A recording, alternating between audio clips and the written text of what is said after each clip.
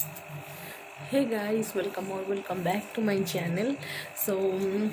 आज कौन है ना सका मु गाधे नी कहीं सबू कम दाम सारी आगु आसिक लंच प्रिपरेशन भी करदे जेहेतु मत मुंडे तेल लगेबार था वीकली तो थरे ही तेल लगे हुए आ हेयर वाश करा हुए कारण ये मत बहुत ठंडा हो जाए तो मो चुट्टी देखूँ पूरा तल नष्ट हो गला झाड़ू हो गला तो ये मुझे मुंडे तेल लगेबी किए कौ तेल लगाती तो मुंडे भी तेल लगेबी आ तेल लगे सारिकी मो आक्वारियम भी देखूँ पूरा सेट हो गला। सो ये मोर तेल लगेबा तो स्टार्ट हो गला तेल लगे किए कौन केमती लगोथे तो मो तो पतला पतला चुट्टी मुझे सेक्शन कर दिए आकू अल्प अल्प तेल आप्लाय करके मसाज कर तेल लगाए एवं तो दी पटे सेक्शन कर तेल लगे दूसरी हेड मसाज भी दिए। हेड मसाजटा जिते बड़े तेल लगे हेड मसाज दिए से समस्त भल लगे मो निजक भी भल लगे मुझे पार्लर रू मो सांग जाइला देखी देखिका शिखी जाइली माने जिते से पार्लर जी थे जी दौले हेड मसाज जिते दौले मुझे देखी एमती टिपर केमती से बैग्रे मसाज दौरान ये तो ये माने निजे निजे तो परीक्षा करहबनी तथापि मुझे दिए कि अलग मान मुंडे जिते तेल आप्लाय करे मो नणद मान मुंडे से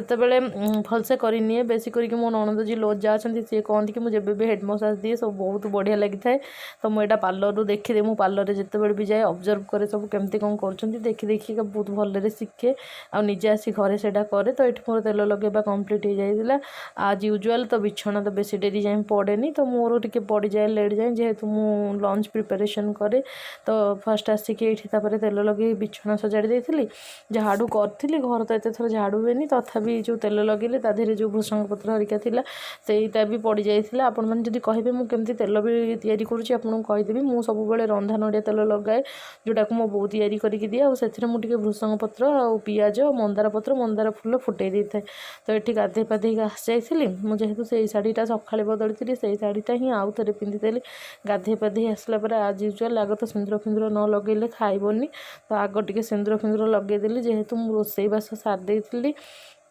एकाथरे गाधे पाधे आसिक कहली कि लगा पगा कर दिए एत बेलू भोक जो प्रबल हो जाए आ मोर सबुठ फेवरेट पार्ट है सिंदूर आ दिन सारा परफ्यूम। तो यहाँ मुझे गोटे मिशोरू नहीं आपण मानू कहीदेवी अंडर 100 रुपीज मु बहुत ही पाई जाइली भल भल रैमसन्स परफ्यूम। तो आज लंच मोर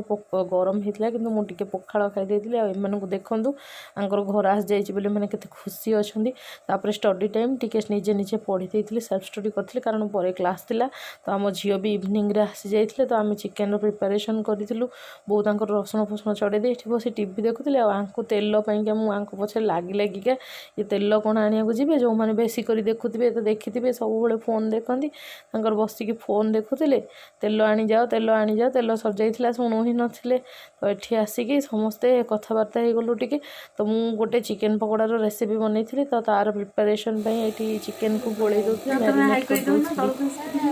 देखा जाऊन पड़े आसली मुझे भॉइस ओवर करदेवी आम झीवर मोर बसिकी चिकेन पकोड़ा आज करुचु से हाय कही दियो तो आम झील रिंकी से तो सबुथ मत हेल्प कर पकाती सब मु पाके पाके ही था जहाँ भी जिते बड़े दरकार दौड़ी आसती सब कम हेल्प करती। तो ये से पकोड़ा टी छाणी दौले मुझे पकई दूसरी सांग होकर मोर चिकेन पकोड़ा भी करदेलु तापर गोटे पर गोटे सब गेबीदेलु बसिकी सीए मु समस्ते भाई। तो ये से जिते खाई नथिले से आग टे चिकेन मसला कषे दौले कारण आम चिकेन तरकारी भी करार गरम भात तो हो सारी खाली चिकेन झोल कषा नुहे टे मोटा झोल रखिकी चिकेन तरकारी करार तो ये समस्ते सहित आग मु खाई उठी जाइए सब चाटी चुटाकी खाई बहुत ही बढ़िया होता। ये मत थर कहती तू गोटे गोटे फास्ट फुड दुकान दे तापर ये आम चिकेन तरकारी रेडी होता शुणी समस्ते मुढ़ी मांस तरकारी केमती खाती तो मुझे खाई एत तो गार्निशिंग हरिका करनी तथापि ठीक ठाक लगुला बोधे एमती काकुड़ी फाकुड़ी पकई कले बहुत भल लगे। तो ये बापा बोर डिनर कम्प्लीट होता मोर भी कम्प्लीट होता मुझे सब कम सारी ठाकुर को प्रणाम करके शोवाक आस जाइए। तो ये मोर गुड नाइट। तो आज दिन मोर आपमन केमती लगी आपण मैंने जनइबे। Bye bye love you.